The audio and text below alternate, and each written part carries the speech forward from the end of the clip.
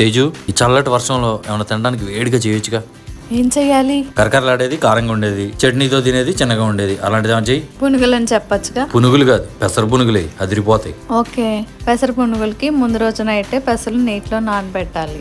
నానిన పెసల్ని మిక్సీ జార్లోకి వేసుకొని పచ్చిమిర్చి, వెల్లుల్లి, అల్లం, జీలకర్ర, తగినంత సాల్ట్ వేసుకొని మిక్సీ చేయాలి. ఏంటి పెసర పునుగులకి మంచి హెల్దీ టచ్ ఇస్తున్నావు? హెల్త్ ఈజ్ వెల్త్ కదా, అందుకే క్యారెట్ తురుము కూడా వేస్తున్నా. క్యారెట్ తురుముతో పాటు ఉల్లి ముక్కలు, పచ్చిమిర్చి, సాల్ట్, వంట సోడా వేసి కలిపి ఇప్పుడు పొయ్యి మీద కడాయి పెట్టుకొని ఆయిల్ పోసుకొని పెసరపిండితో పునుగులు వేసుకుంటూ మీడియం ఫ్లేమ్లో పెట్టి వేయించండి. పునుగులు వేగేలోపు చట్నీ రెడీ చేసాయి.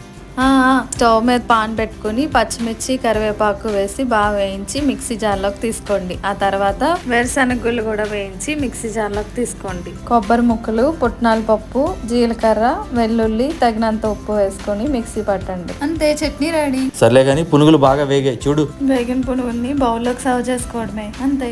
ఇదిగో మీరు అడిగిన పెసర పునుగులు, కొబ్బరి చట్నీ. కొబ్బరి చట్నీతో నోరూరించే పెసర పునుగు అదిరిపోయింది.